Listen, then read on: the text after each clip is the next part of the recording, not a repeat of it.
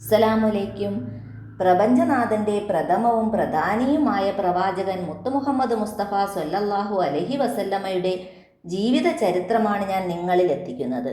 Video ഇഷ്ടപ്പെട്ടാൽ subscribe ചെയ്യണേ. അങ്ങനെയെങ്കിൽ മാത്രമേ കൂടുതൽ ദൃശ്യവിസ്മയത്തോടെ അടുത്ത ഭാഗം ചെയ്യാൻ എനിക്ക് പ്രോത്സാഹനം ലഭിക്കുകയുള്ളൂ. പ്രവാചകൻ്റെ ചരിത്രകഥയുടെ 1ഉം 2ഉം ഭാഗം ഞാൻ നേരത്തെ അപ്ലോഡ് ചെയ്തിരുന്നു. അത് നിങ്ങൾ കണ്ടെന്ന് വിശ്വസിക്കുന്നു. ഷാമിൽ നിന്ന് കച്ചവട സംഘം മക്കയിലെത്തി. അതിലൊരാൾ അബ്ദുൽ മുത്തലിബിൻ്റെ വീട്ടിൽ ചെന്ന് പറയുകയാണ്, മഹാനായ മക്കയുടെ നേതാവേ, അങ്ങയുടെ മകന് സുഖമില്ല, യസ്രിബിൽ വിശ്രമിക്കുകയാണ്. അത് കേട്ട അബ്ദുൽ മുത്തലിബ് തകർന്നുപോയി. എന്തു പറ്റി? എങ്ങനെയും അവനെയും കൊണ്ടുവരാമായിരുന്നില്ലേ? ഒട്ടകക്കട്ടിലിൽ കിടത്തിക്കൊണ്ടുവരാത്തതെന്താണ്? വൃദ്ധനായ അബ്ദുൽ മുത്തലിബ് സങ്കടത്തോടെയും രോഷത്തോടെയും ചോദിച്ചു. കൊണ്ടുവരാൻ പറ്റുന്ന അവസ്ഥയിലല്ല, രോഗം വളരെ കൂടുതലാണ്, യാത്ര ചെയ്യാൻ പറ്റില്ല. വിഷമം സഹിക്കാൻ വയ്യാതെ അബ്ദുൽ മുത്തലിബ്, എൻ്റെ റബ്ബേ, വേദനിക്കുന്ന ഹൃദയത്തിൻ്റെ രോദനം. യസ്രിബിൽ ബനൂ നജ്ജാർ കുടുംബക്കാരുടെ വീട്ടിലാണ് വിശ്രമിക്കുന്നത്. രോഗം ആശങ്കാജനകമാണ്. ബനൂ നജ്ജാർ കുടുംബക്കാർ വൃദ്ധനായ അബ്ദുൽ മുത്തലിബ് പെട്ടെന്ന് കുട്ടിക്കാലം ഓർത്തുപോയി. തൻ്റെ കുട്ടിക്കാലം അവിടെയായിരുന്നു. ഷൈബ എന്നായിരുന്നു അന്ന് തൻ്റെ പേര്. മാതാവ് സൽമ വളർന്നത് അവിടെയാണ്. പിന്നെ മക്കത്ത് വന്നു. ഇവിടെ അബ്ദുൽ മുത്തലിബായി. ഇവിടെ തൻ്റെ മകൻ രോഗിയായി വിശ്രമിക്കുകയാണ്. കൽബ് നീറിപ്പുകഞ്ഞു. പറയൂ, എന്താണ് എൻ്റെ മകന് പറ്റിയത്?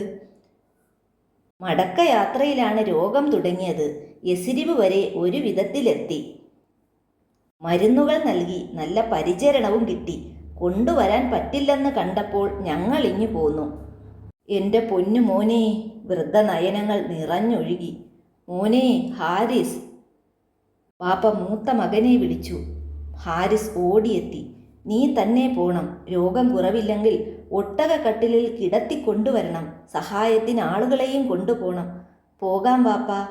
ഇതെല്ലാം അറിഞ്ഞ് ആമിന ബീവി പൊട്ടിക്കരഞ്ഞു. എന്താണ് കേട്ടത്? തൻ്റെ പ്രിയതമന് രോഗമാണെന്നോ? അവശനിലയിലാണെന്നോ? ഒരു തുള്ളി വെള്ളം പോലും തനിക്ക് കൊടുക്കാൻ കഴിയുന്നില്ലല്ലോ. കാത്തിരിക്കുകയായിരുന്നു യാത്രാ വിവരണം കേൾക്കാൻ, തൻ്റെ വിശേഷങ്ങൾ പറയാൻ, തനിക്ക് കൊണ്ടുവന്ന സമ്മാനങ്ങൾ വാങ്ങാൻ. തൻ്റെ വയറ്റിൽ ഒരു കുഞ്ഞ് വളരുന്നു. സാധാരണ കുഞ്ഞല്ലെന്ന് ആരോ പറയുന്ന പോലെ, മാലാകമാർ വരുന്ന പോലൊരു തോന്നൽ. എല്ലാം എനിക്ക് പറയണമായിരുന്നു. പറയാനുള്ളതിനി പറയാൻ കഴിയില്ലേ? കേൾക്കാൻ കൊതിച്ചത് കേൾക്കാൻ കഴിയില്ലേ? അതിനായി ഇനി എത്ര നാൾ കാത്തിരിക്കണം? അബ്ദുൽ മുത്തലിബ് പിതാവിനെക്കുറിച്ച് ഓർത്തു. തനിക്ക് കേട്ടറിവ് മാത്രമേയുള്ളൂ. ഇതുപോലത്തെ യാത്രയിലാണ് വാപ്പാക്ക് രോഗം വന്നത്. മരുഭൂമിയിൽ മരണം തേടിയെത്തി. ഇതൊന്നും അറിയാതെ ഉമ്മ കാത്തിരുന്നു. ഉമ്മ കരഞ്ഞ് കരഞ്ഞ് കണ്ണീര് വറ്റി. പിന്നെ ആ വാർത്തയും എത്തി, മരിച്ചവർ മടങ്ങി വരില്ലല്ലോ. അതുപോലെ ഇവിടെ ഒരു മോള് കരഞ്ഞു കരഞ്ഞ് കാത്തിരിക്കുന്നു. എൻ്റെ ഉമ്മാടെ അവസ്ഥയാണോ ഈ കുട്ടിക്കും? മോനെ, നീ മടങ്ങി വരില്ലേ? എൻ്റെ റബ്ബേ. ദിവസങ്ങൾ കടന്നുപോയി. ഹാരിസ് യസ്രിബിലെത്തി. ബനൂ നജ്ജാർ കുടുംബത്തിൻ്റെ താമസ സ്ഥലത്തെത്തി. അവിടെ ദുഃഖം തളം കെട്ടി നിൽക്കുന്നു. ആരും ഒന്നും മിണ്ടുന്നില്ല. എവിടെ അബ്ദുള്ള? ഹാരിസിൻ്റെ വെപ്രാളം നിറഞ്ഞ ചോദ്യം. അതാ അവിടെ. ആരോ ഒരാൾ ചൂണ്ടിക്കാണിച്ചു കൊടുത്തു. പുതിയ ഒരു ഖബർ. ഹാരിസ് ഖബറിനടുത്തേക്ക് പോയി. എൻ്റെ പൊന്നു മോനെ. ഹാരിസ് നിയന്ത്രണം വിട്ട് കരഞ്ഞു. ബന്ധുക്കൾ ഓടി വന്ന് ഹാരിസിനെ അകത്തേക്ക് കൊണ്ടുപോയി. ആശ്വസിപ്പിച്ചു. കഴിയുന്നതൊക്കെ നമ്മൾ ചെയ്ത് ഒരു ഫലവും ഉണ്ടായില്ല. ബന്ധുക്കൾ സംഭവിച്ചതൊക്കെ വിവരിച്ചു. ഹാരിസ് ശക്തി വീണ്ടെടുത്തു. ഇനിയും ഒരു യാത്രയുണ്ട്, മടക്കയാത്ര. വാപ്പ കാത്തിരിക്കുകയാണ്, ആമിനയും കാത്തിരിക്കുകയാണ്. ഖബറിനടുത്തെത്തി ഹാരിസ് യാത്ര പറഞ്ഞു. എൻ്റെ കൊച്ചനുജ, നമ്മുടെ പിതാവിനോടും നിന്റെ ആമിനായോടും ഞാൻ എന്ത് പറയും? ഹാരിസ് മക്കയിലേക്ക് മടങ്ങി. യസ്രിബുകാർ ആ പോക്ക് സങ്കടത്തോടെ നോക്കി നിന്നു. മരിക്കുമ്പോൾ അബ്ദുള്ളയ്ക്ക് കഷ്ടിച്ച് 20 വയസ്സ്. ആമിന ഉറങ്ങുമ്പോൾ ആനന്ദം നൽകുന്ന സ്വപ്നങ്ങൾ. ആരോ തന്നോട് വന്ന് സംസാരിക്കുന്ന പോലെ തോന്നൽ. നീ ഗർഭം ചുമക്കുന്നത് ഈ സമുദായത്തിൻ്റെ നായകനെയാകുന്നു. അശരീരി പോലെ ശബ്ദം കേൾക്കുന്നു.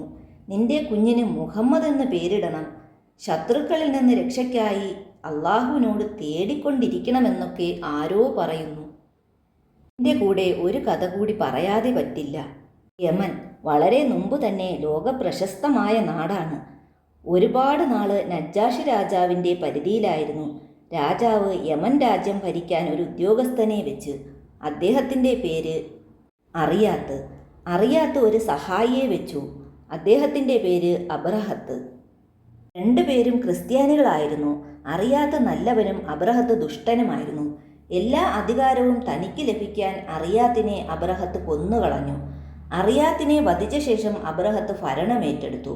അവൻ മക്കയിലെ കഅബയെക്കുറിച്ചറിഞ്ഞു. ഹജ്ജ് കാലത്ത് ധാരാളം ആളുകൾ മക്കയിൽ വരുന്നു.